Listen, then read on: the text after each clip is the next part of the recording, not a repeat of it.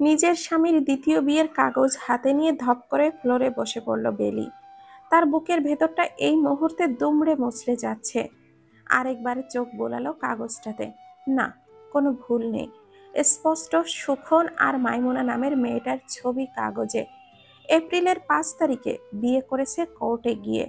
2.5 বছরের বাচ্চাটার মুখের দিকে তাকাতেই আর কান্না আটকে রাখতে পারল না বেলি। হু হু করে কান্নায় ভেঙে পড়ল। কি করে পারল সুখন এমনটা করতে তার সাথে? 2.5 বছরের ছেলে লিখন চোখ বড় বড় করে তাকিয়ে আছে বেলির দিকে। মায়ের দিকে তাকিয়ে হয়তো বোঝার চেষ্টা করছে যে কি হয়েছে। খানিক বাদে মুখ দিয়ে অনবরত বাবা বাবা শব্দ করতে করতে ছুটল মায়ের দিকে। বেলি জড়িয়ে ধরল ছেলেকে বুকের সাথে। তাদের যে সব শেষ হয়ে গেল। এই ছোট ছেলেটা কি বুঝতে পারছে যে সে তার বাবাকে হারিয়ে ফেলছে একটু একটু করে? কান্নার বেগ বাড়ল বেলির। চুপচাপ মায়ের বুকের সাথে মিশে আছে সে। তার ঘুম পাচ্ছে। সে ধীরে ধীরে চোখটা বন্ধ করল। জোহরের আজান পড়েছে চারিদিকে। বেলি ফ্লোরের থেকে উঠে লিখনকে বিছানায় শুইয়ে দিল। দুই পাশে 2টা বালিশ দিয়ে ছেলের নিরাপত্তা নিশ্চিত করে ফোনটা হাতে নিল। মিনিট কয়েক ভেবে কল করলো তার জ্যাঠাকে। বাজারের সবচেয়ে বড় মাছটা দেখে কেনার লোভ সামলাতে পারলেন না রহমত শেখ। জেলেকে জিজ্ঞাসা করলেন, কিরে গোপাল, দাম কত? গোপাল পান খাওয়া লাল দাঁত বের করে হেসে বলল, শেখ সাহেব, আপনার দাম কওনের কি আছে? আপনার মনে যা চাই তাই দিয়া দেন। তাই এইটা কইতে পারি, আজকে বাজারে এটাই সবচেয়ে বড় মাছ। বিশ্বাস না করলে ঘুরে দেখেন পুরো বাজারটা। রহমত শেখ মাথা নাড়িয়ে হাসলেন। কিছু বলতে যাবেন, ঠিক তখনই তার ফোনটা পাঞ্জাবির পকেট কাঁপিয়ে বেজে উঠল। কপাল কুঁচকে ফোনটা পকেট থেকে বের করতেই কপালের ভাঁজ কেটে গেল। ঠোঁটের কোণে হাসি ফুটল। রিসিভ করে কানে ধরতেই ওপাশ থেকে থমথমে গলায় কিছু শুনতেই রহমত শেখ পাগলের মতো বেরিয়ে গেলেন। গোপাল হা করে কিছুক্ষণ রহমত শেখের চলে যাওয়া দেখল। তার মনক্ষুণ্ণ হলো রহমত শেখের চলে যাওয়াতে। আজকে তার আর মনের মতো দাম পাওয়া হলো না। সে নিশ্চিত ছিল রহমত শেখ মাছটা তার আশানুরূপ দামের থেকেও বেশি দাম দিয়ে কিনত। কি ভাই, বলটা তো দেখি অনেক বড়, কত? গোপালের ধ্যান ভাঙল। সে হাসি হাসি মুখ করে তাকালো লোকটার দিকে। রহমত শেখ হাতের বিয়ের কাগজটা নিয়ে স্তব্ধ হয়ে বসে আছেন সোফাতে। খানিকটা দূরেই আরেকটা সোফাতে বেলি ওড়নাতে চোখের পানি মুছছে। রহমত শেখের রাগে চোখ মুখ শক্ত হয়ে এলো। মুখ দিয়ে নোংরা একটা গালি ছুড়ে দিল সুখনের উদ্দেশ্যে। তারপর বেলিকে বলল, বাড়ি চল আমার সাথে। বেলি মাথা নেড়ে না বলল। রহমত শেখ এতে আরো বেশি রেগে গেলেন। দাঁতে দাঁত চেপে বলেন, যাবি না কেন? এই হারামজাদার সাথে বোঝাপড়া পরে করব। মাইয়াটারে হাড় গোড়া ভাঙিয়া দিব একেবারে। বিয়া করার শখ মিটটা যাইব। বেলি আবারও শব্দ করে কেঁদে উঠল।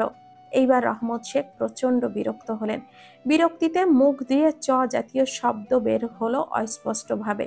বললেন, কাঁদবি না একদম। কান্নাকাটি ভালো লাগে না আমার। তুই কি চাস আমারে বল একবার। ওই মাইয়ারে মাইরা ফালাইতে কইলে মাইরা ফালামো। আমার বংশের মেয়ের সাথে বেইমানি? তুই বল শুধু। বেলি চোখ মুছে জ্যাঠার দিকে তাকালো। ফর্সা মুখটা লাল হয়ে গেছে। শুকনো ঠোঁটগুলো নড়ল এইবার।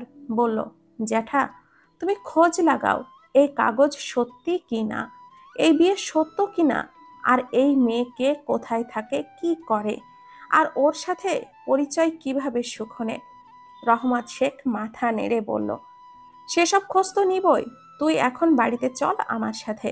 বেলি বলল, না, এখন না, আগে সবকিছু জেনে নিই তারপর। রহমত শেখ কাগজটা বেলির সামনে রেখে বলল, এইটা দেখার পর আর কি জানার অপেক্ষা করবি তুই শুনি? জ্যাঠা, এখনো অনেক কিছু জানা বাকি। কথাটা বলে বেলি উঠে পড়ল। পরেক্ষণেই আবার কি মনে করে বসে বলল, জ্যাঠা, তুমি এই কাগজটা ফটোকপি করে আসলটা আমাকে দিয়ে দাও, আর নকলটা নিয়ে তুমি খোঁজ খবর করো। রহমত শেখ খানিকটা বেলির দিকে বোকা বোকা চোখে তাকিয়ে রইল। তারপর বলল, ফটোকপি করতে হবে কেন? বেলি চারপাশে তাকিয়ে ফিস ফিস করে বলল, করতে হবে, কারণ যদি সুখন কাগজটার খোঁজ করে আর না পায় তাহলে তো সন্দেহ করবে আমাকে, ভাববে আমি জেনে গেছি, সতর্ক হয়ে যাবে। তাই আসল কাগজটা আমি ওই জায়গাতেই রেখে দিব। রহমত শেখ বুঝলেন না এমন লুকোচুরির কি দরকার। তার মতে এখন সুখনকে ধরে এনে ওর গোপনাঙ্গ কেটে ফেলাই সবচেয়ে উত্তম কাজ হবে, না হলে ওর হাত পা ভেঙে ফেলা। জ্যাঠা, রহমত শেখের ভাবনায় কিঞ্চিত ছেদ পড়ল বেলির ডাকে। তিনি অস্পষ্টভাবে উত্তর করলেন, হুম। হাতের ঘড়িটা দেখতে দেখতে বেলি বলল, আমাকে যেতে হবে, লিখনকে রেখে এসেছি মায়ের কাছে। তুমি যদি কাগজটা ফটোকপি করিয়ে আমাকে দিয়ে দিতে। রহমত শেখ একবার বেলির দিকে তাকালো। বেলির একটা সন্তান আছে, এটা এতক্ষণ পর তার মাথায় ঢুকলো। বেলির এখন কি হবে? মেয়েটার চারিদিক যে অন্ধকার হয়ে যাচ্ছে, স্পষ্ট দেখতে পাচ্ছে রহমত শেখ। কেউ একজনকে ডাকতে গিয়েও ডাকলেন না তিনি। বেলি যখন বিষয়টা গোপন রাখতে চাইছে তখন তাই হোক। নিজেই উঠলেন সোফা থেকে, বললেন, তুই চা খা, আমি গিয়ে কাগজটা ফটোকপি করে নিয়ে আসি। রহমত শেখ বেরিয়ে গেল। বেলি চুপচাপ সোফাটায় বসে রইল। এই জ্যাঠা তাকে অনেক অনেক আদর করে ছোটবেলা থেকেই। তার কোনো সমস্যায় সবার আগে তিনিই এগিয়ে আসেন। তাই আজ এই এত বড় বিপদেও সবার আগে তার কথাই মনে হয়েছিল। তাই তাকেই কল করেছিল। জ্যাঠা তাকে তার অফিসে আসতে বলেছিল। বেলি তার শাশুড়িকে দরকারের কথা বলে বাসা থেকে বেরিয়ে এসেছিল।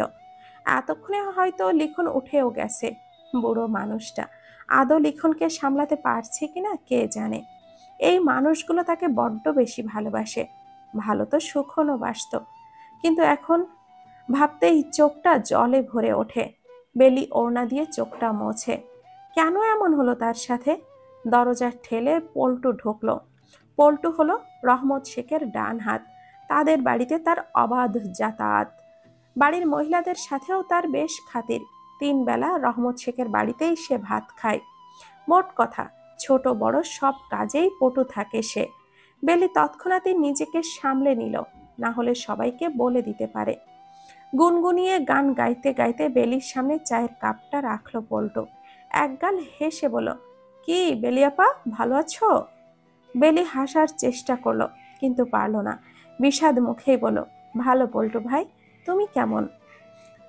বেলির মুখের মলিনতা চোখ এড়ালো না পল্টুর। কিছু যে একটা হয়েছে সেটা আজ করতে পেরেছে পল্টু, কিন্তু কিছুই বলল না সে সম্পর্কে। বেলির প্রশ্নের উত্তরে ভালো বলেই বেরিয়ে গেল রুম থেকে। কিছু তো একটা হয়েছে বেলি আপার, সেটা খুঁজে বের করতে হবে তার। বেলি আপা তার সবচেয়ে প্রিয় মানুষ, যার জন্য সে তার কলিজাটাও দিয়ে দিবে। সন্ধ্যার দিকে সুখন বাসায় আসতেই লিখন বাবা বাবা বলে তার কাছে গেল। সুখন হাসি মুখে ছেলেকে কোলে তুলে নিল। বেলি রান্নাঘরের দরজায় দাঁড়িয়ে ওদের দুজনকে দেখতে লাগলো। সে জানে না আর কতদিন ওদের দুজনকে এইভাবে দেখতে পারবে। বুক চিরে একটা দীর্ঘশ্বাস বেরিয়ে এলো। সুখনের চোখে চোখ পড়তেই বেলি রান্নাঘরে ঢুকে গেল। হঠাৎ করেই সুখনের মনের ভেতরটা অজানা আশঙ্কায় ছেয়ে গেল। ভয় হতে লাগলো প্রচুর। এমন ভাবে বেলি কেন চলে গেল? কি হয়েছে ওর? আচ্ছা, অফিসে যাওয়ার আগে কি বেলির সাথে ওর ঝগড়া হয়েছিল? কিংবা কাল রাতে? না, তেমন তো কিছু হয়নি। তাহলে বেলির কি হয়েছে?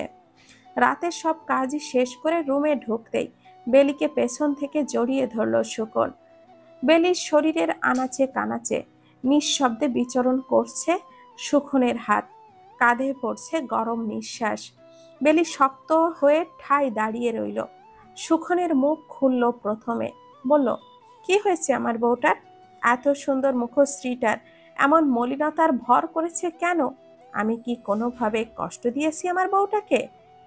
বেলির চিৎকার করে বলতে ইচ্ছে করছে, হ্যাঁ, কষ্ট দিয়েছ। তুমি প্রতারণা করেছ আমার সাথে। আমার সব আশা ভরসা নষ্ট করে দিয়েছ। কিন্তু মুখে কিছুই বলল না বেলি। চুপচাপ দাঁড়িয়ে নাটক দেখতে লাগলো সুখনের।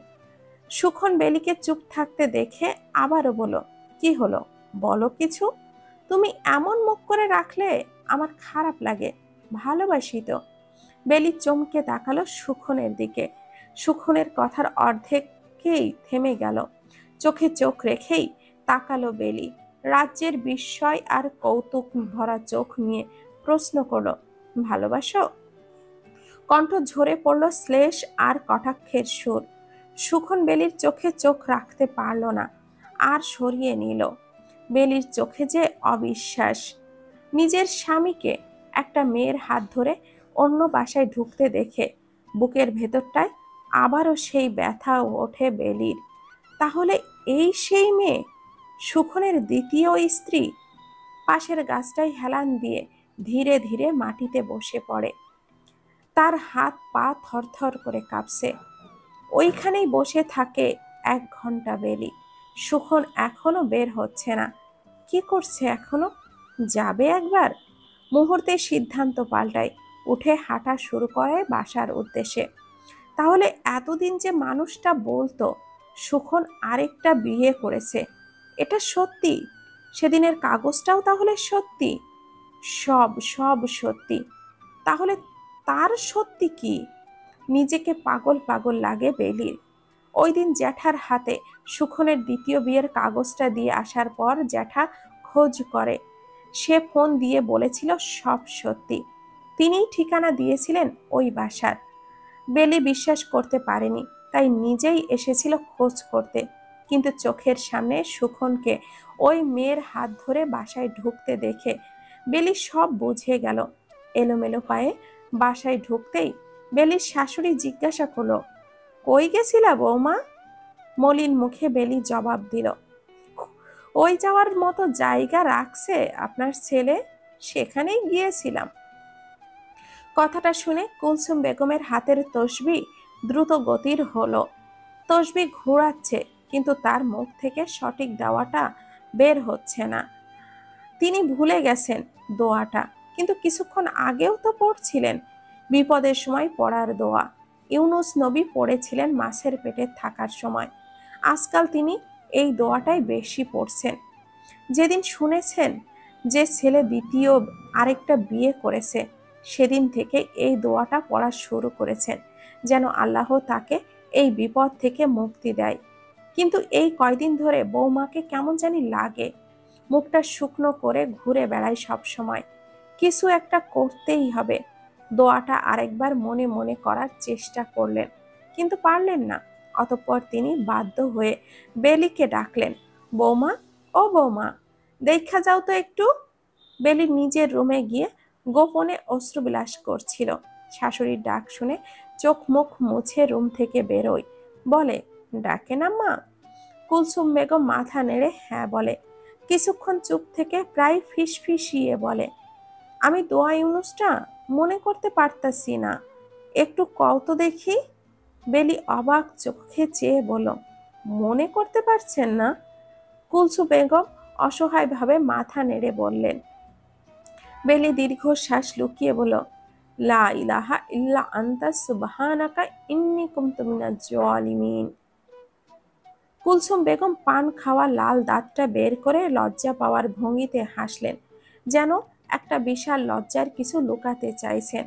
হঠাৎই একটা কথা মনে পড়তেই বলল, ও একটা কথা, এদিকে আসো, শোনো।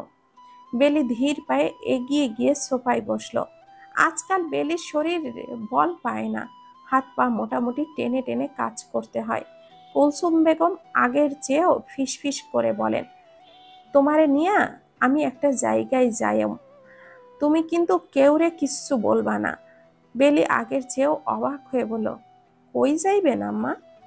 কুলসুম হাসলেন এইবার, বললেন, সুখনের আবার বিয়া নিয়া মানুষ যে মেয়ের সাথে কথা বইলা বেড়াচ্ছে, ওই মেয়ের বাসায় যাব।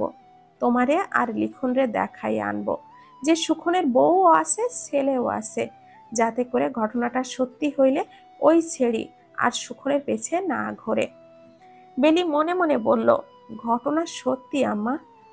আপনার বেঈমান ছেলে আরেকটা বিয়ে করেছে, সে তার বাসায় ঘন্টার পর ঘন্টা থাকে। ঘটনাটা সত্যি, আমি সব জানি, কিন্তু মুখে বলল না। তার দরকার কি আম্মা? আপনি কি তারে বিশ্বাস করেন না? কুলসুম বেগম চমকালেন, মুখটা ভার করে বলল, আল্লাহ ছাড়া আর কেউরে বিশ্বাস করা যায় না। তুমি যাইবা আমার সাথে? দরকার আছে বলেই আমি কইতাছি। বেলি মাথা নেড়ে উঠে দাঁড়ালো। শাশুড়ি মানুষটা ভীষণ ভালো, তাকে বেশ আদর স্নেহ করে, তাই তার কথা ফেলা যাবে না। সবচেয়ে বড় কথা, বেলির নিজেরও ইচ্ছা ওই মেয়েটা একবার দেখবে সামনাসামনি, মুখোমুখি হয়ে কি দেখে সে সুখনকে ছেড়ে ওই মেয়ের কাছে গিয়েছে, আর সে তা দেখতে চায়। বিকেলের দিকেও বেশ গরম লাগছে। বেলি লিখনকে কোলে নিয়ে সামনে সামনে হাঁটছে, পেছনে কুলসুম বেগম হাঁটছে। বেলি জানে তাদের গন্তব্যস্থল কোথায়, কোনো দিকে যেতে হবে তাও জিজ্ঞাসা করলো। আম্মা, কোন দিকে যাবেন? রিক্সা নেব? কুলসুম বেগম পানের পিকটা ফেলে বলেন, তোমার রুনু খালার বাসাটা চেনো না? বলেই কিছুক্ষণ থেমে আবারও বলেন, ওই যে লিখনের জন্মদিনের দিন যে বাসায় উঠছিলা তাদের বাসায় যাইব। ওদের বাসাতেই নাকি ওপরে ভাড়া থাকে মেয়েটা, আমারে রুনুই বলছে সব। ওই দেখেছো? কথাটা আর শেষ করলেন না তিনি। বেলিও কিছু জিজ্ঞাসা করলো না, একটা রিক্সা থামিয়ে উঠে পড়ল রিক্সায়। গন্তব্যস্থলের ঠিকানাটা বলা ছাড়া পুরো রাস্তায় আর কেউই রা শব্দটিও করলো না। লিখনও একদম চুপ, যেন সে বুঝে গেছে সবকিছু। রুনু খালার বাসায় যাওয়ার পর চা বিস্কুট দিল। দুজনেরই কেউই চায়ে চুমুক দিল না। তারা উদ্গ্রীব হয়ে আছে ওই মেয়েটির মুখোমুখি হওয়ার জন্য। রুনু খালা হয়তো বুঝলেন বিষয়টি, তাই চা নাস্তার পর্ব বাদ দিয়েই তারা গেল সেই মানুষটির সাথে দেখা করতে। মিনিট খানেক অপেক্ষা করার পর দরজাটা খুলে বেরিয়ে এলো সেই নারীটি। 5 ফিট অথবা 5 ফিট 1 হবে হয়তো, চাপা গায়ের রং, গোলাকার মুখশ্রী। মিনিট খানেক অপেক্ষা করার পর দরজা খুলে বেরিয়ে এলো সেই নারীটি। 5 ফিট অথবা 5 ফিট 1 হবে হয়তো, চাপা গায়ের রং, গোলাকার মুখশ্রীতে চাপা নাক, মনে হলো যেন হাতির পা দিয়ে চ্যাপ্টা করে দিয়েছে। চোখগুলো বড় বড়। তার চোখের মনির রং আর বিড়ালের চোখের মনির রং একই রকম। মাথাটা সবুজ রঙের ওড়না দিয়ে ঢেকে রেখেছে। বেলি বুঝে পারল না সুখন কেন এই মেয়েকে বিয়ে করেছে। এই মেয়েটার থেকে সে কোনো দিক দিয়ে কম নয়, বরং সে সব দিক থেকেই তার চেয়ে বেশি, গায়ের রং, উচ্চতায়, সব দিক দিয়েই।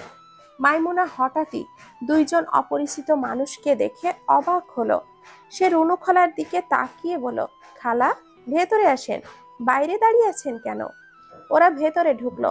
বেশ অপরিষ্কার বাসাটা। দেখতেই, ভেতরে ঢুকতেই যেন গাটা গলিয়ে উঠল বেলির। মেয়েটার দিকে তাকাতেই অবস্থা আরো খারাপ লাগলো।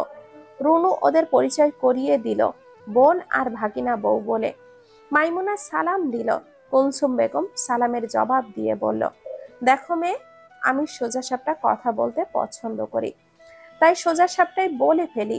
তোমার আর সুখনের সম্পর্কে চারিদিকে বিভিন্ন রকমের কথাবার্তা হইতেছে, সেটা তো তুমি নিশ্চয়ই জানোই। আমি হইলাম সেই সুখনের মা, আর এই যে দাঁড়িয়ে আছে, এটা হচ্ছে আমার ছেলের বউ, আর এটা হচ্ছে আমার নাতি। 4 বছর চলে ওদের বিয়ের। মাইমুনা চমকে ওঠে, কিন্তু সেটা মুখে প্রকাশ পায় না। মুখে হাসি ঝুলিয়ে রেখে বেলির দিকে তাকিয়ে বলে, আপা বসেন। বেলি একবার মাইমুনার দিকে তাকায়, চোখে পানি টলমল করছে। মাইমুনাকে সে স্পষ্ট দেখতে পায় না। বেলি মুখ ঘুরিয়ে নেয়, মনে মনে বলে, বড্ড নোংরা তুমি। কুলসুম বেগম বলেন, না, তোমার বাসায় বসার জন্য আসিনি, দেখবার আইছিলাম আমার সুখের সংসারে যাতে কোনো ডাইনির নজর না লাগে। মাইমুনা হাসলো এবারেও। বেলি একবার মাইমুনার দিকে তাকালো, তারপর দৌড়ে বাইরে বেরিয়ে গেল। রাস্তায় পা রাখতে হড়হড় করে বমি করে দিল। ঘৃণায় বমি আসছে তার। মেয়ে মানুষ এমন হয় কিভাবে? বেলির পাশে কুলসুম আর রনু এসে দাঁড়ায়। রুনুর কোলে লিখন, হাতে বিস্কিটের প্যাকেট। রুনু জিজ্ঞাসা করে, বেলি, কি হয়েছে? শরীর খারাপ লাগতেছে? মাথা নাড়ে বেলি। বিস্কুটের প্যাকেটটা দিকে তাকিয়ে বলে, কোথা থেকে আনলো এটা? কুলসুম বেগম বলেন, মেয়েটা দিছে ওরে। বেলি মুহূর্তের মধ্যে রাগ উঠে যায়। বিস্কুটের প্যাকেটটা ছেলের হাত থেকে ছুঁড়ে মারে রাস্তায়। মুহূর্তে প্যাকেটটা পিষে দিয়ে যায় একটা গাড়ি। লিখন বিস্কুটের প্যাকেটটার জন্য কান্না শুরু করতেই গালে একটা চড় বসিয়ে দেয় বেলি। লিখন আরো জোরে কাঁদতে শুরু করে। আকস্মিক ঘটনায় বোকা বনে যায় ঘটনাস্থলের সবাই। কুলসুম বেগম বলেন, এটা কি করতেছো তুমি? ওরে মারলা কেন? দাঁতে দাঁত চেপে বলে বেলি, আমার সব কিছুতেই ওর ভাগ বসাতে হবে। আমার জামাই নিয়ে গেছে, এখন আবার আমার ছেলেকে নেওয়ার পায়তারা করছে। ভালো সাজে আমার সামনে, সবগুলোরে জেলের ভাত খাওয়াবো। কুলসুম বেগমের মুখে কথা জোটে না। রুনুর হাত থেকে লিখনকে ছো মেরে নিয়ে বেলি হাঁটা শুরু করে। কুলসুম বেগম বেলির পেছনে পেছনে হাঁটতে থাকে, কিন্তু বেলিকে নাগাল পায় না তিনি। বাসায় ঢুকতে ঢুকতে মাগরিবের আজান পড়ে যায়। সুখন দাঁড়িয়ে আছে গেটের সামনে। বেলিদের আসতে দেখে বলো, কই গিয়েছিলে? কতক্ষণ ধরে দাঁড়িয়ে আছি। সুখন সবটাই জানে। ওরা বেরোতেই কল দিয়ে সুখনকে সব বলে দিয়েছিল মাইমুনা। সব জেনেও সুখন না জানার ভান করলো, না হলে সে ধরা পড়ে যাবে। কুলসুম বেগম বলেন, তোমার রুনু খালার বাসায় গিয়েছিলাম। তারপর আর কোনো কথাই হলো না। সবাই চুপচাপ যে যার রুমে চলে গেল। বেলির রুমে গিয়ে লিখনকে রেখে চলে আসতে নিলেই সুখন বেলির পথটা আটকে দাঁড়ায়। মৃদু হেসে বলে, কি হয়েছে তোমার? কয়দিন ধরে থমথমে মুখ করে আছো? এমন মুখ করে থাকলে আমার খারাপ লাগে তো। কথাগুলো বলেই সুখন বেলিকে জড়িয়ে ধরতে যায়। বেলি নিজের শরীরের সবটা শক্তি দিয়ে ধাক্কা মেরে সুখনকে সরিয়ে দিল। বিদ্রুপের সুরে বলল, দ্বিতীয় বিয়ে করার সময় মনে ছিল না যে আমার কষ্ট দেখলে খারাপ লাগে? সুখন এবার ঘাবড়ে যায়। নিজেকে সামলে নিয়ে হেসে বলে, কি বলো দ্বিতীয় বিয়ে? তুমিও মানুষের কথায় বিশ্বাস করছো? আমাকে বিশ্বাস করো না তুমি? বেলি চিৎকার করে বলে ওঠে, আর কত নাটক করবা তুমি? এতদিন তোমাকে বিশ্বাস করেই আমার আজ এই অবস্থা। ছোট লোক তুমি। সুখন বেলিকে বিছানায় বসিয়ে বেলিকে বোঝানোর স্বরে বলে, দেখো, মানুষের কথায় আমাদের সম্পর্কটা নষ্ট করতেছো কেন? ওরা আমাদের সুখ দেখতে পারে না, তাই এমন বলে। ওরা পরের বার কিছু বললে বলবা প্রমাণ সহ দেখাতে। বেলি এক ঝটকায় সুখনকে নিজের থেকে ছাড়িয়ে দাঁড়িয়ে বলে, প্রমাণ? দাঁড়াও। বলেই দৌড়ে কাগজটা বের করে সুখনের দিকে ছুঁড়ে মারে এবং চিৎকার করে বলে, আরো প্রমাণ লাগবে? এর থেকেও বড় প্রমাণ লাগবে? লোক কি বলবে আমাকে? আমিই তো গতকাল তোকে ওই মেয়ের হাত ধরে বাসায় ঢুকতে দেখেছি। পুরো 1 ঘন্টা বসেছিলাম ওইখানে। তোর কোনো খোঁজ খবর নেই? কি করছিলি ওই মেয়ের সাথে 1 ঘন্টা ধরে? বেলির চিৎকার শুনে লিখন কান্না শুরু করে দিল। পাশের রুম থেকেই কুলসুম বেগম বলতে লাগলেন, চিৎকার করতেছো কেন তোমরা? ঝগড়া কইরো না, নামাজটা পড়তে দিলা না ঠিক করে। বেলি আরো কিছু বলতে যাবে, ঠিক তখনই সুখন বেলির মুখটা চেপে ধরলো, বলল, আস্তে কথা বলো, পাশের ফ্ল্যাটের মানুষ শুনবে। বেলি নিজেকে ছাড়িয়ে নিয়ে আগের চেয়েও 2 গুণ জোরে চেঁচিয়ে বলল, শুনুক, শোনার জন্যই তো বলছি। তুই 2টা বিয়ে করতে পারলে আমি বলতে পারবো না কেন? সুখন এইবার রাগে থরথর করে কাঁপতে লাগলো। শরীরের সবটুকু শক্তি দিয়ে চড় বসিয়ে দিল বেলির গালে। বেলি দেওয়াল আঁকড়ে শরীরের ব্যালেন্স রাখলো। বেলি আবারও চিৎকার করতে গেলে সুখন এগিয়ে আসে। সুখন এক হাতে গলা চেপে ধরে অন্য হাতে বেলির মুখটা চাপা দেয়। বেলি দেওয়ালের সাথে মিশে যায়। 2 চোখ যেন কোঠর থেকে বেরিয়ে যাচ্ছে। বেলি 2 হাতে সুখনকে ধাক্কা দিয়ে সরানোর চেষ্টা করে, কিন্তু পারে না। সুখন যেন হিতাহিত জ্ঞান শূন্য হয়ে গেছে। দাঁতে দাঁত চেপে বলে, চুপ, একদম চুপ। কুলসুম বেগম নামাজটা কোনো মতে শেষ করে সুখনের রুমে আসে কি হয়েছে দেখার জন্য। রুমের ভেতরের কর্মকাণ্ড বুঝতে পেরেই তিনি আর্তনাদ করে ওঠেন। দৌড়ে যান ছেলের হাত থেকে বেলিকে ছাড়ানোর জন্য। বলতে লাগলেন, হায় আল্লাহ, সুখন কি করিস? মাইয়াডা মইরা যাইব, ছাড় ছাড় ওরে, শয়তানের বাচ্চা ছাড় ওরে। বলতে বলতে সুখনের হাতে পিঠে চড় থাপ্পড় মারতে লাগলেন। সুখন ছেড়ে দেয় বেলিকে। বেলি লুটিয়ে পড়ে ফ্লোরে। গলায় হাত ধরে কাশতে লাগলো আর হাঁ করে মুখ দিয়ে দম নিতে লাগলো। কুলসুম বেলির বুকে পিঠে হাত বোলাতে বোলাতে বলল, মা, ভালো লাগতেছে এখন তোমার? পানি খাইবা একটু? বেলি মাথা নেড়ে হ্যাঁ বলল। কুলসুম বেগম দৌড়ে রান্নাঘর থেকে গ্লাসে করে পানি আনলেন। পানিটা গিলতে কষ্ট হলো বেলির। কেঁদে ফেলল বেলি, গলার ব্যথায় নয়, তার মনের ব্যথায়। কুলসুম বেগম বেলিকে জড়িয়ে ধরে মাথায় হাত বুলাতে বুলাতে বললেন, কান্দে না আম্মা, কান্দে না। বেলির যেন আজ কান্নার বাঁধ ভাঙল। হাউমাউ করে কেঁদে উঠল বেলি। বলল, আম্মা, আপনার ছেলে আরেকটা বিয়ে করছে আম্মা। মানুষ মিথ্যা বলে নাই, আপনার ছেলে ওই বেডিরে বিয়ে করছে আম্মা। আমার এত বড় সর্বনাশ করলো আম্মা, আপনি তো সবই জানেন। কুলসুম বেগম স্তব্ধ হয়ে গেলেন। পিঠে হাত বোলানো বন্ধ করে বেলিকে জড়িয়ে ধরে বসে আছেন। বেলি অনবরত কেঁদে যাচ্ছে আর ওই কথাটাই বলে যাচ্ছে। লিখন কাঁদছে মায়ের সাথে তাল মিলিয়ে। সুখনের আর বাসায় থাকতে মন চায় না। সে বেরিয়ে যায় দরজা খুলে। দেখে পাশের ফ্ল্যাটের মানুষগুলো দরজা খুলে তাদের ফ্ল্যাটের দিকেই তাকিয়ে আছে। সুখনের রাগ লাগে, মাথা গরম হয়। সবটা রাগ গিয়ে পড়ে বেলির ওপরে। ইচ্ছে করে এই মানুষগুলোকে গিয়ে কয়েকটা কটু কথা বলে দিতে। কেন তাদের অন্যের বিষয়ে এত কৌতূহল দেখাতে হবে? সুখন নিজেকে সামলে নিল। মনের ভাবনাগুলো মনের মধ্যে রেখেই স্থান ত্যাগ করলো দ্রুত পায়ে। আশেপাশের মানুষগুলো যেন এবার স্বস্তির নিঃশ্বাস ফেলল। তারা দ্রুত পায়ে এগিয়ে গেল ঘটনাস্থলের দিকে। কি হয়েছে জানতে হবে তো। ওদের দুজনের মধ্যে তো কোনোদিনও ঝগড়া হয় না। স্বামী স্ত্রীর মধ্যে কত ভালোবাসা। তাহলে আজ কি হলো? মোবাইলটা গত 30 মিনিট ধরে একটানা বেজেই চলেছে, বন্ধ হওয়ার নামই করছে না। বেলি মোবাইলের স্ক্রিনে নামগুলো দেখছে। জ্যাঠা, মা, কাকিমা, বাবা, ভাই, সবার নাম ভেসে আসে। এই মানুষগুলো তাকে 30 মিনিট ধরে কল দিয়েই যাচ্ছে। এখন 12টা 30 বাজে। অন্য কোনো দিন হলে তো বেলি এখন ঘুমিয়ে থাকতো, কিন্তু আজ পারছে না। মনটা ভীষণ খারাপ ওর। ফোনটা কিছুক্ষণ আগেই বেজে বন্ধ হয়েছিল, আবারও বাজতে শুরু করলো। জ্যাঠা কল দিয়েছে। বেলি চোখ মুখ মুছে দুবার হা করে দম নিয়ে কলটা রিসিভ করতেই ওপাশ থেকে হাউমাউ করে কাঁদতে কাঁদতে একটা মহিলার কণ্ঠ ভেসে উঠল। বেলির ভেতরটা মোচড় দিয়ে উঠল। সবাই কি আজকের ঘটনা জেনে গেছে? তাহলে যে সবাই তাকে নিয়ে যেতে চাইবে এখান থেকে। ওপাশ থেকে ক্রন্দনরত মহিলাটি বলল, ও বেলি, বেলি মা, কথা কও না কেন? মা, সুখনের নাকি আরেকটা বিয়ে করছে। আমরা তো কিছুই জানতাম না। আমাদের তো পল্টু কইছে, নইলে তো কিছুই জানতাম না। মা, তুমি এত বড় ব্যাপারটা লুকাইয়া রাখছিলা কেন আমাদের কাছে?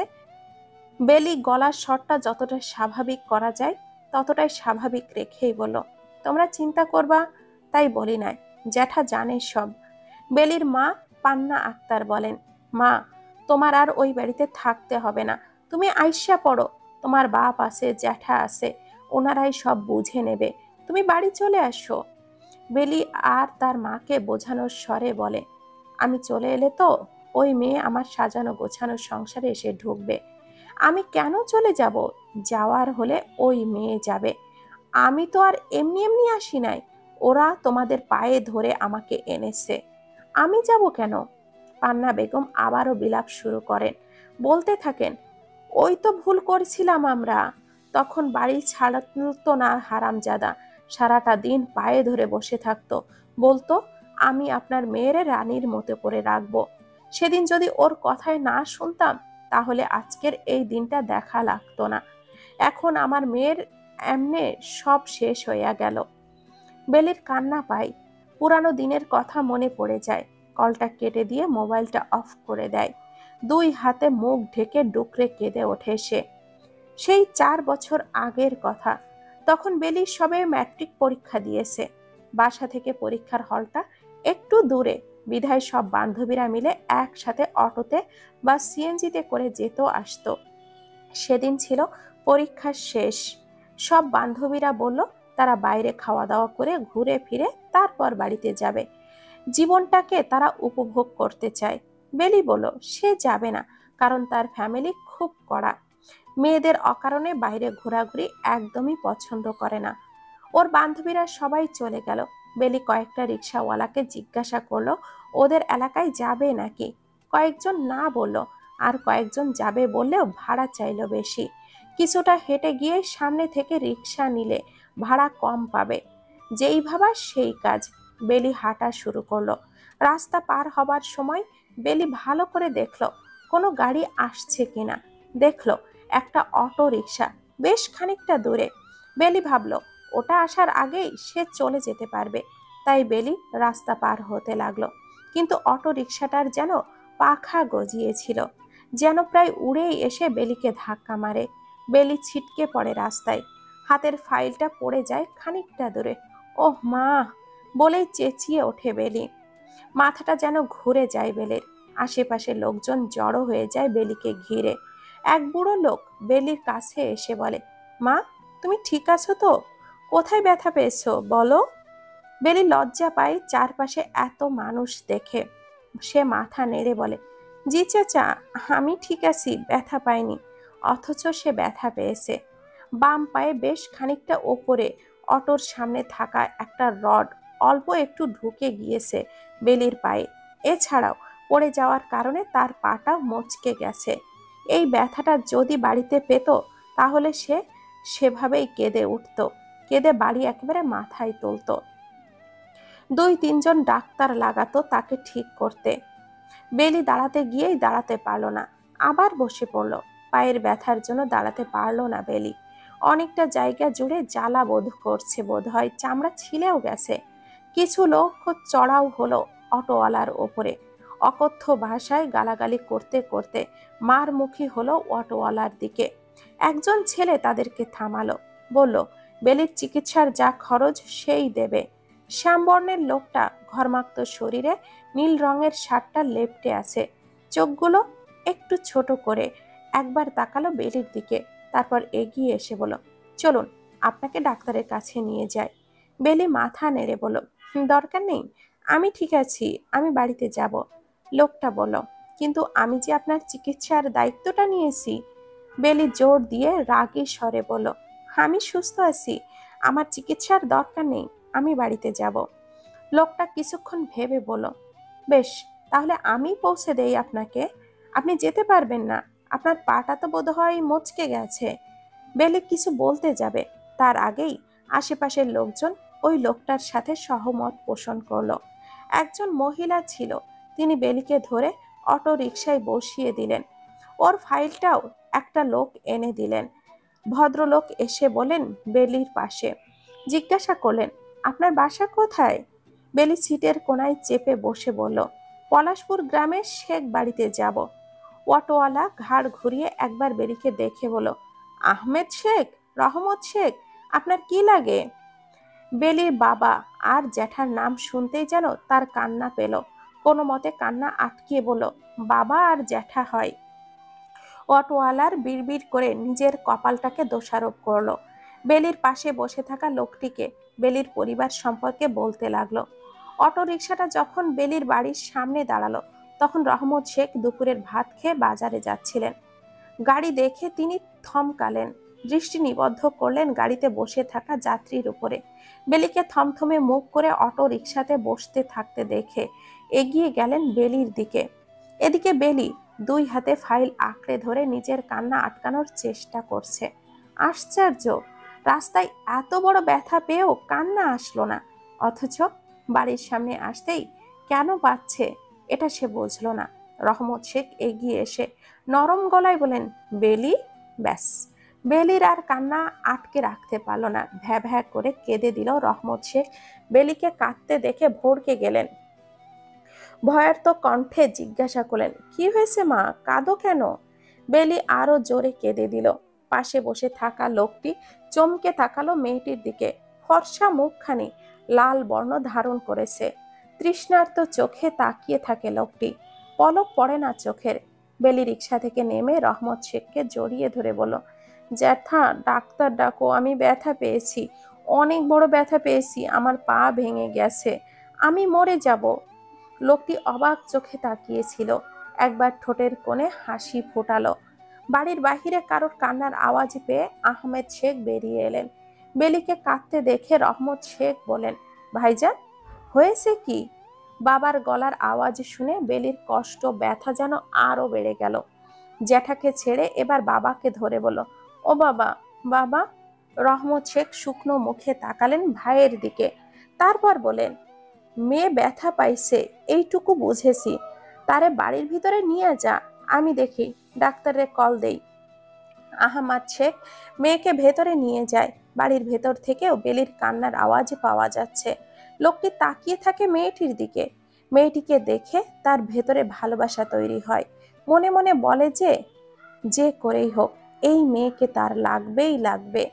তারপরের দিনই বেলির বাড়িতে বিয়ের প্রস্তাব নিয়ে আসে লোকটির মা। তাদের পরিচয় দেয়। তারপর ছেলের নাম শোনে সুখন।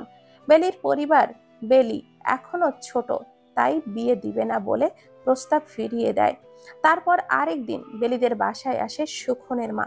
কেঁদে বলে, ছেলে এই মেয়ে ছাড়া আর কাউকেই বিয়ে করবে না, তাই তার এই মেয়েকেই চাই। ছেলের জীবন নষ্ট হয়ে যাচ্ছে, ভাত খায় না, এই মেয়েকে না আনলে সে ভাত খাবে না। বেলির জ্যাঠা আর বাবা এবার ভাববে বলে মহিলাকে বিদায় দিতে চাইল, কিন্তু মহিলা এবার আঁচল পেতে বেলিকে চায়। বলে, ভাই সাহেব, আমার ছেলেটার জীবন নষ্ট হয়ে যাচ্ছে, দেখেন, আমি আঁচল পাতলাম, আপনার মেয়েটারে ভিক্ষা দেন, আমি আপনার মেয়ের কোনো কষ্ট হতে দিব না। সুখন তার পরের দিন বেলিদের বাড়িতে আসলো। বেলির মা পান্না বেগম উঠোনে কাজ করছিলেন। তাকে সালাম দিল। পান্না বেগম সালামের জবাব দিলেন। জিজ্ঞাসা করলেন, তোমাকে তো চিনলাম না। ছেলেটা হেসে বলল, আমার নাম সুখন, আমার মা বিয়ের প্রস্তাব নিয়ে আসছিল। পান্না বেগম কিছু বলার আগেই সুখন তার পাটা জড়িয়ে ধরল। ঘটনার আকস্মিকতায় পান্না বেগমের গলার আওয়াজ একটু জোরে হলো। বেলি রুম থেকে বেরিয়ে বারান্দার গ্রিল ধরে দাঁড়ালো। বাড়ির সবাই এসে একে একে জড়ো হলো। পান্না বেগম নরম গলায় বলেন, পা ছাড়ো বাবা, ঘরে বসে কথা বলি। সুখন নাছোড় বান্দা, বিয়ে দিতে রাজি হলে তবেই সে পা ছাড়বে। সুখন বলল, আপনি রাজি হন, তবেই আমি পা ছাড়ব। আমি কথা দিলাম আপনার মেয়েকে আমি রানীর মতো করে রাখবো। সবাই রাজি হলো। ছেলে ভালো শিক্ষিত, শহরে ব্যবসা আছে বাপের, ছেলের একই আর এক বোন আছে, বিয়ে হয়ে গেছে, শুধু মা বাবা মারা গেছে। রাজি না হওয়ার কারণ নেই, শুধু তাদের না মত ছিল বেলি একটু ছোট, এই জন্য ইচ্ছে ছিল আরো পরে বিয়ে দিবে। এর পরের দিনই বেলির বিয়ে হলো সুখনের সাথে। সুখন দেরি করতে চায়নি, তাই তাড়াতাড়ি করে বিয়ের কাজটা শেষ হলো। বেলি ভাবতে পারে না সেই সুখন কি করে আজ এই সুখন হলো। এত পরিবর্তন। দরজা খুলে সুখনকে দেখতে পেয়ে জড়িয়ে ধরে মাইমুনা। হাসি মুখে বলে, তুমি এসেছো, না হলে আমিই তোমাকে কল করতাম। সুখনের ভালো লাগে না এইসব আদিক্ষেতা, অথচ একদিন এইগুলোই তাকে টেনেছিল মাইমুনার দিকে। মাইমুনাকে নিজের থেকে ছাড়িয়ে রুমে ঢুকতেই কপালে কিঞ্চিত ভাঁজ পড়ে। চোখটা ছোট ছোট করে বলে, কতবার বলেছি সব সময় পরিষ্কার পরিচ্ছন্ন হয়ে থাকবে, পরিষ্কার করতে না পারলে দয়া করে নোংরা করো না কোনো কিছু। এত নোংরা কেন তুমি? মাইমুনা মাথা নিচু করে নেয়। সেই একই বাসাতে থাকে, মাঝে মাঝে সুখন আসে। একটু অলস বলে কাজ করতে তার ভালো লাগে না। তার মানে এই নয় যে সে নোংরা, সে যথেষ্ট পরিষ্কার করে রাখার চেষ্টা করে। সে বিড়বিড় করে সুখনকে বলে, সূচিবায়ুগ্রস্ত একেবারে। সুখন বেরিয়ে যেতে লাগলো। এই বাসায় সে আর এক মুহূর্তও থাকবে না। তার বিরক্ত লাগে মাইমুনার এই অপরিষ্কার অপরিচ্ছন্নতা। তাদের সম্পর্কের শুরু থেকেই সে এই একটা কথাই বলে আসছে, কিছু করুক না করুক অন্তত যেন বাসাটা পরিষ্কার পরিচ্ছন্ন করে রাখে। কিন্তু কে শোনে কার কথা? মাইমুনা তো মাইমুনাই। মাইমুনা সুখনকে বের হতে দেখে বলে, বেরোচ্ছ নাকি? সুখন তার উত্তরে হু বলেই বেরিয়ে গেল।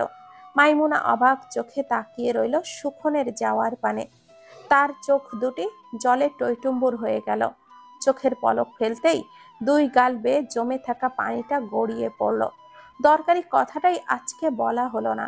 খুশির খবরটা যতক্ষণ না সুখনকে দিতে পারবে তার শান্তি হবে না। সুখন নিশ্চয়ই অনেক খুশি হবে। খানিকটা অভিমান আর রাগ করে বিড়বিড় করে বলল, আগে তো এমন ছিলে না। এতই যখন সুসিবায়ুগ্রস্ত, তাহলে আমাকে কেন বিয়ে করলে? আমার কাছে এলে কেন? প্রথম বইয়ের কাছেই থাকতে। চোখের পানি মুছে মাইমুনা দরজাটা বন্ধ করলো।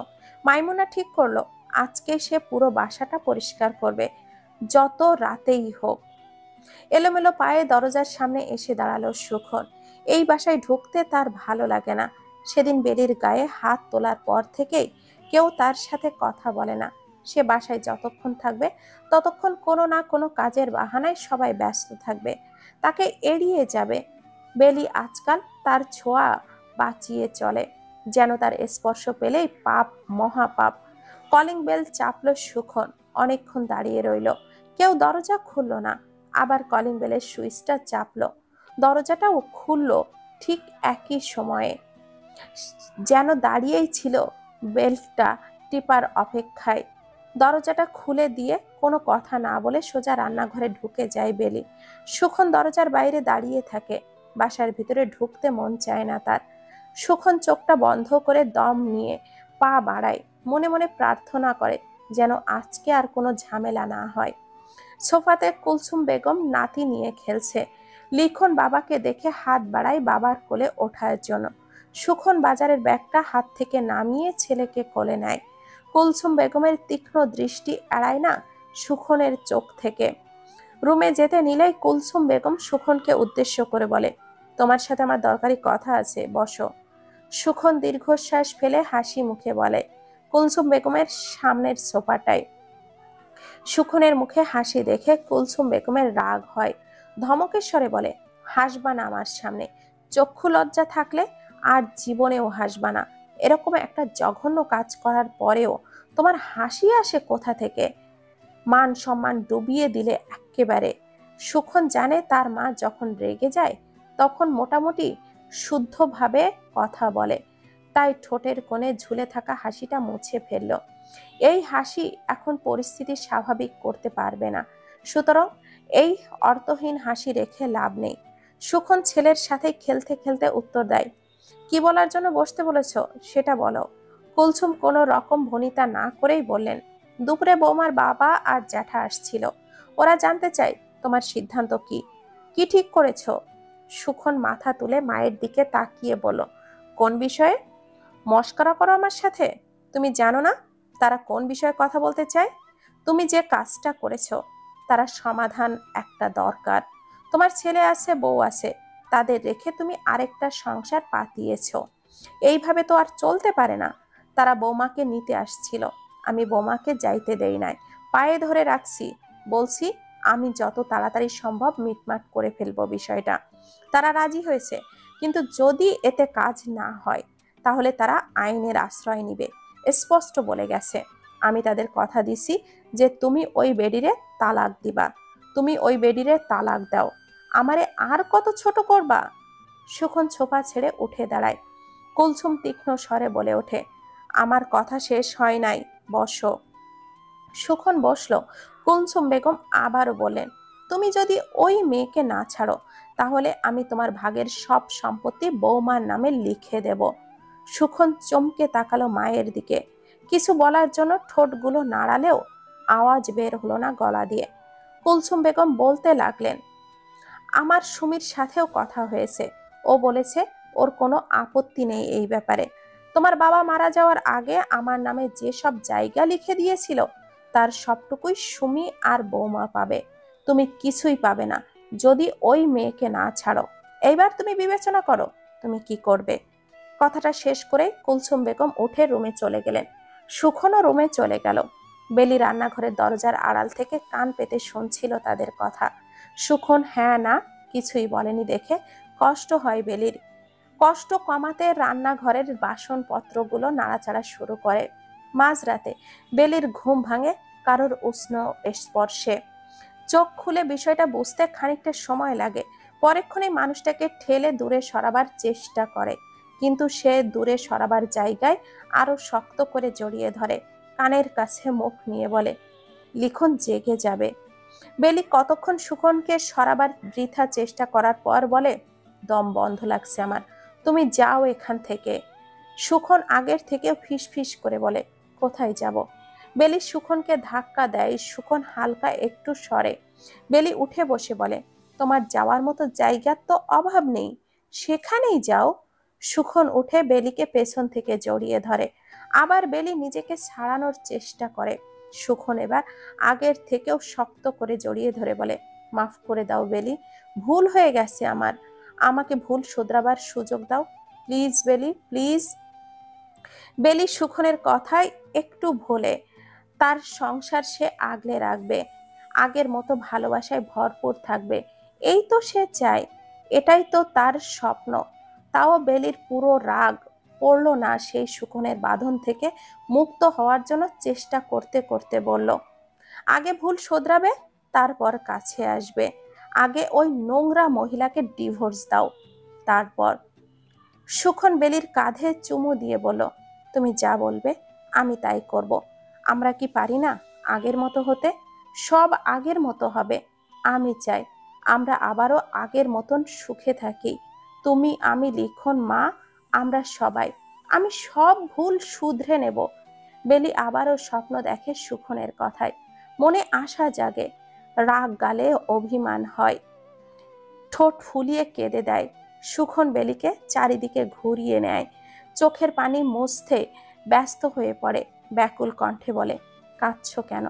কান্না জড়িত কণ্ঠে বলে, তুমি কেন এই কাজটা করলে বলো, কেন করলা এটা? সুখন বেলিকে জড়িয়ে ধরে। বেলি বাধা দেয় না আর, সুখনের বুকেই অশ্রু বিসর্জন দেয়। সুখন বেলির মাথায় হাত বুলিয়ে বলে, আমি ভুল করেছি বেলি, আমাকে মাফ করে দাও।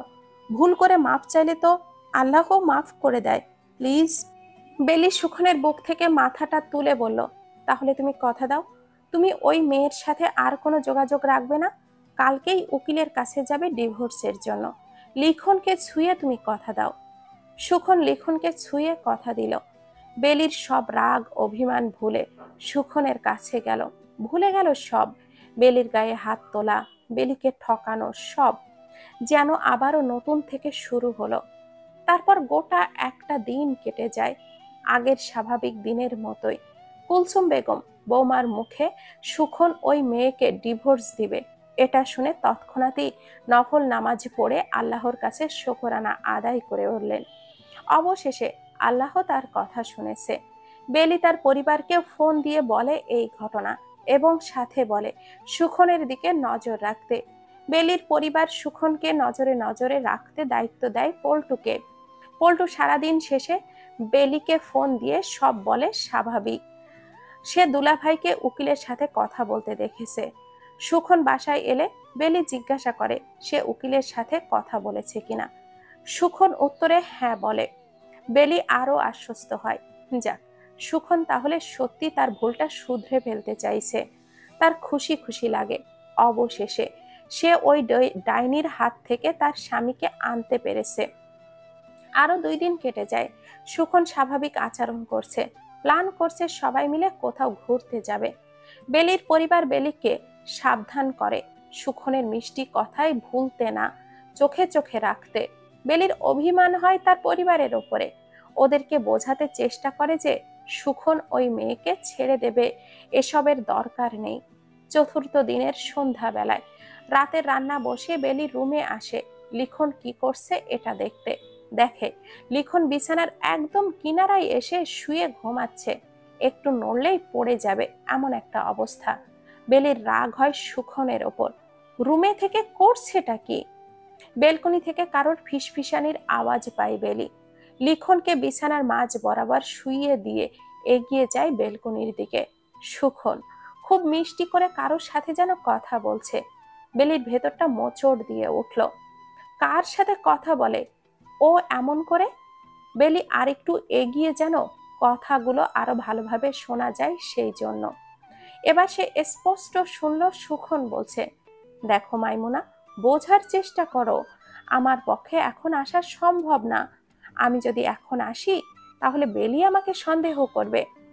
সুখন এতটুকু বলেই নীরব থাকে। ওপাশে থাকা মানুষটা কি বলছে বেলি শুনতে পায় না। সে উদ্গ্রীব হয়ে থাকে সুখন কি বলছে তা শোনার জন্য। বেলির হাত পা কাঁপছে রাগে থরথর করে। সুখন আবারও বলতে থাকে, মাইমুনা, তুমি বোঝার চেষ্টা করো, আমি আসবো তোমার কাছে, কয়েকটা দিন সময় দাও, বেলিকে বুঝিয়ে আমি আসবো। ওপাশ থেকে কি যেন বলে। সুখন তার প্রতি উত্তরে বলে, অবশ্যই আমি তোমাকে ভালোবাসি। বেলি আর সহ্য করতে পারে না, সুখনের হাত থেকে মোবাইলটা ছিনিয়ে নেয়। সুখন আকস্মিকতায় হকচকিয়ে যায়। বেলি মোবাইলটা কানে নিয়ে হ্যালো বলতে বলতেই রুমের দিকে পা বাড়ায়। ওপাশ থেকে কোনো আওয়াজ আসে না, একদম নীরব হয়ে গেছে। বেলি মোবাইলটা কান থেকে সরিয়ে একবার দেখে নেয় কেটে দিয়েছে কিনা। না, কাটেনি, লাইনেই আছে সে। বেলি আবারও ফোনটা কানের কাছে নিয়ে বলে, হ্যালো, কথা বলছিস না কেন? সুখন বেলির পিছু পিছু এসে বলে, বেলি, তুমি যা ভাবছো তা নয়। বেলি রুম থেকে ডাইনিং রুমে আসে, যাতে করে সুখনে তাকে বিরক্ত করতে না পারে। এবার ওপাশ থেকে উত্তর আসে, আমি আপনার সাথে কথা বলতে চাই না, আমি আমার স্বামীর সাথে কথা বলতে চাই। বেলির রাগ যেন এবার সপ্তমে উঠল এই কথাটা শুনে। সুখনের দিকে তাকিয়ে বলল, স্বামী? তোর স্বামী মানে? বাজারি মেয়েদের আবার স্বামী হয় নাকি? অবশ্য চরিত্রহীনদের জন্য তো চরিত্রহীনই জোটে। ওপাশ থেকে ফোনটা কেটে দেয়। বেলি ফোনটা ফ্লোরে ছুঁড়ে মারে। বেলির মাথা ঠিক থাকে না, সে সুখনকে বিশ্রী ভাষায় গালি দিতেই সুখন বেলির গালে চড় বসিয়ে দেয়। বেলি ব্যালেন্স রাখতে পারে না, মাটিতে লুটিয়ে পড়ে। হাতের কাছে একটা বড় সিলভারের গামলাটা তুলে নেয় হাতে, কি যেন একটা কাজের জন্য এনেছিল, সেটা দিয়েই সুখনকে এলো পাতাড়ি পেটানো শুরু করে।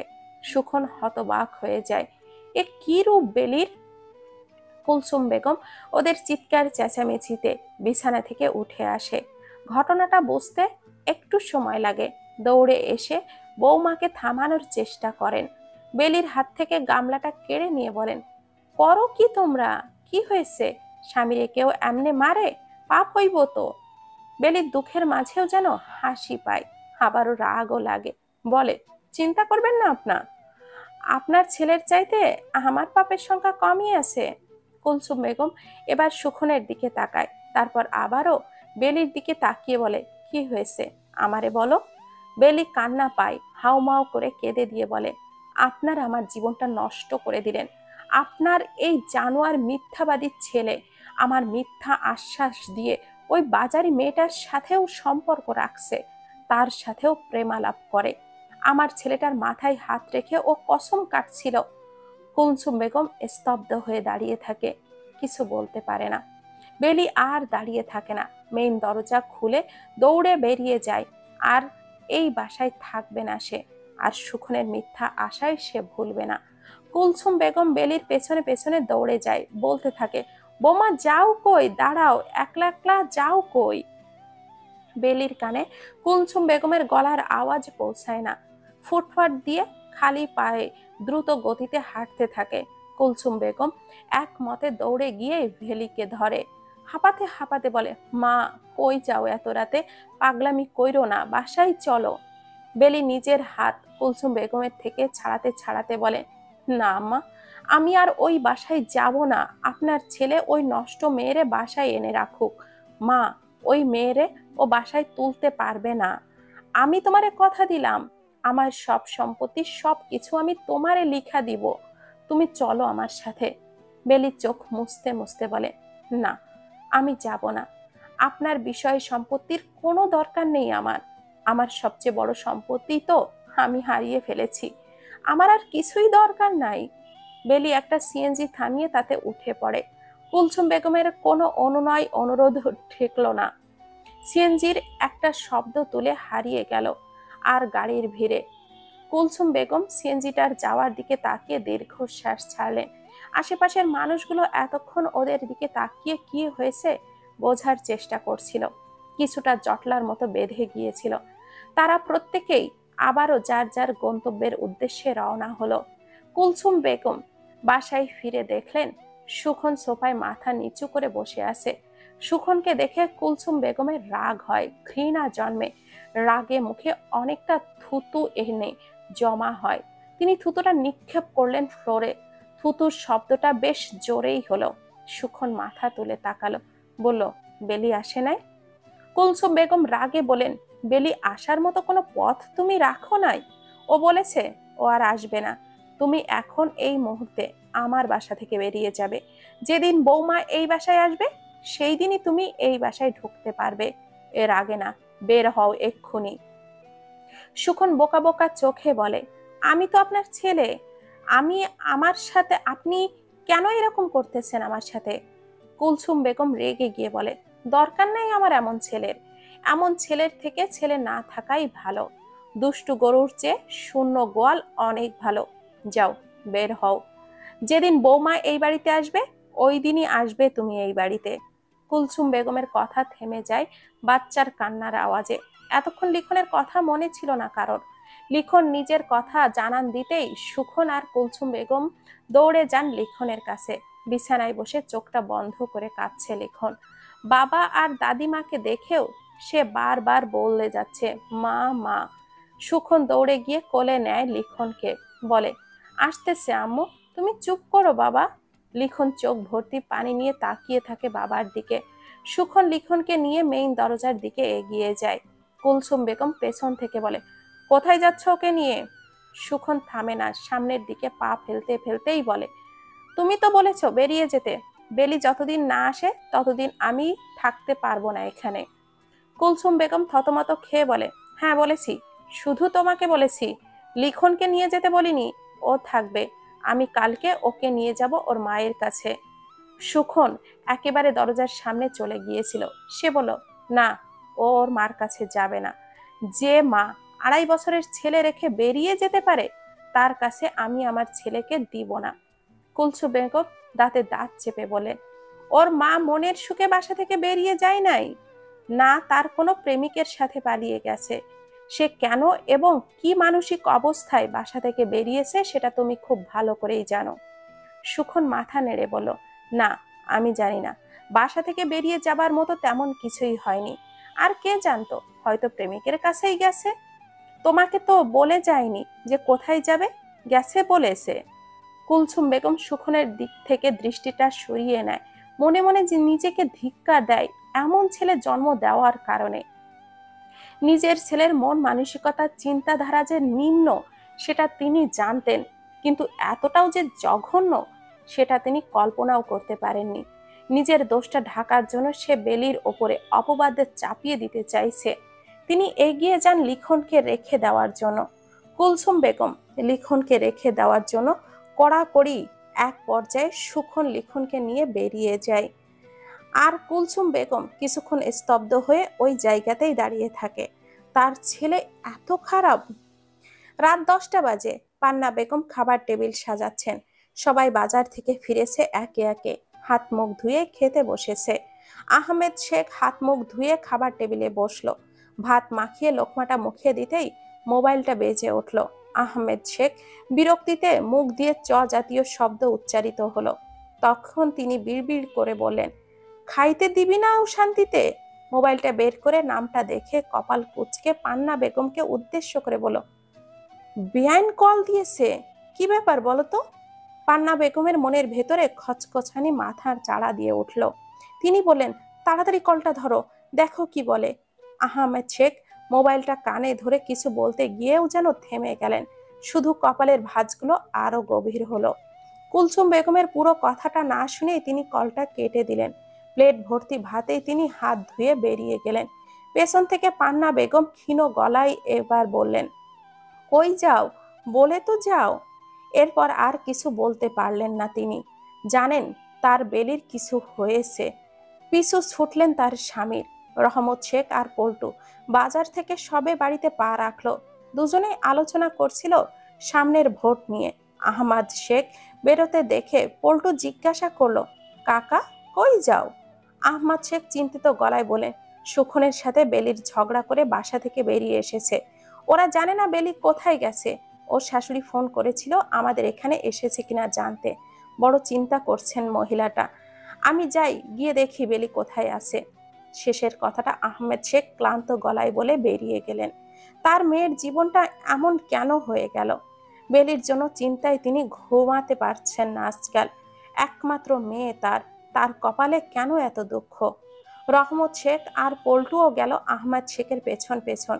কিছু দূর এগোতেই দেখতে পেল কেউ একটা যেন তাদের দিকেই আসছে। পল্টু একটু এগিয়ে এসে বলল, কাকা, বেলিয়াপানা এটা? তিনজনেই দৌড়ে গেলেন বেলির কাছে।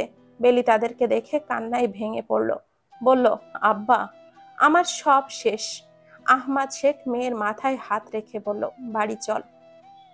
রহমত শেখ বেলির দিকে তাকিয়ে খেয়াল করলেন বেলির পায়ে জুতো নেই। দীর্ঘশ্বাস ফেলে নিজের জুতোগুলো খুলে এগিয়ে দিয়ে বলল, পায়ে দে এগুলো। পল্টু দূর থেকে তাকিয়ে দেখে বেলিকে বলে, সুখনের ওপরে প্রচুর রাগ হচ্ছে তার। ইচ্ছে করছে রামদা দিয়ে কুপিয়ে ওকে টুকরো টুকরো করে দেয়। তার বেলি আপারে কষ্ট দেওয়া সে মনে মনে ঠিক করে নেয় তার বেলি আপার জন্য কিছু একটা করতেই হবে। এখন বেলি আপার ঋণ শোধ করার সময়। বেলিকে নিয়ে বাড়িতে পৌঁছাতেই পান্না বেগম কেঁদে এসে বেলিকে জড়িয়ে ধরেন। কিছুক্ষণ কান্না করার পর কি যেন খুঁজতে থাকে। আহমেদ শেখ জিজ্ঞাসা করে, কি খোঁজো? পান্না বেগম বেলিকে জিজ্ঞাসা করে, বেলির লিখন কই? বেলির যেন হুঁশ ফেরে মায়ের প্রশ্নে। রাগের মাথায় সে তখন বাসা থেকে বেরিয়ে আসে। লিখনকে নিয়ে আসতেও মনে ছিল না। সে ব্যস্ত হয়ে ওঠে লিখনের জন্য। পল্টু বেলিকে আশ্বস্ত করে সে নিয়ে আসবে লিখনকে এবং এখনই সে রওনা হবে। মনে মনে পল্টু ঠিক করে নেয় আজকেই সে সুখনকে শায়েস্তা করবে। গ্রামের আরো একজনের সাথে নিয়ে মোটর সাইকেলে রওনা হয় শহরের দিকে। মাঝ পথে গাড়ি থামাতে হয় রহমত শেখের কল আসাতে।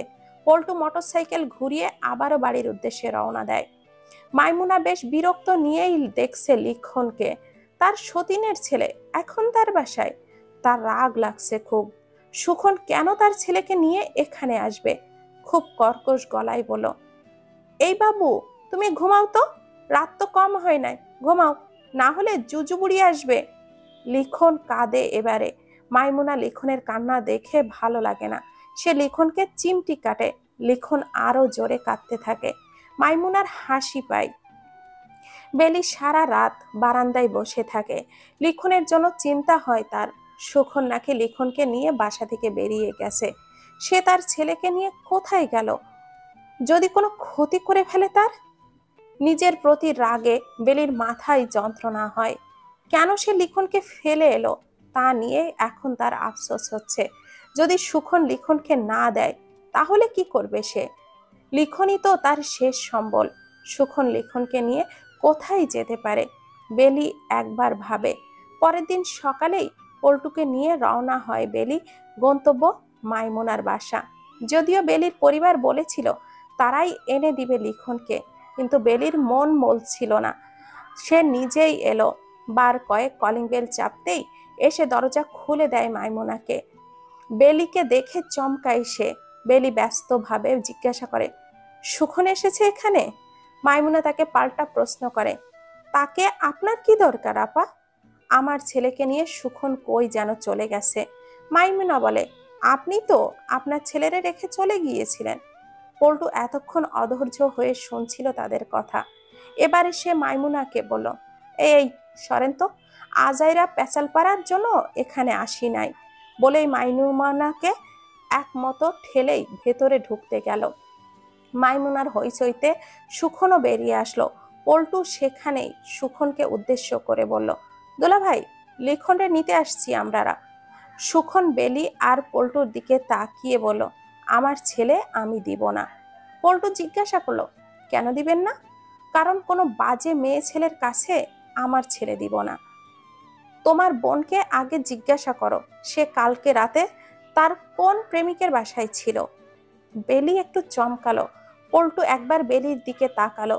বেলি মুখটা ঘুরিয়ে নিল অন্যদিকে। এর অর্থ পল্টু জানে।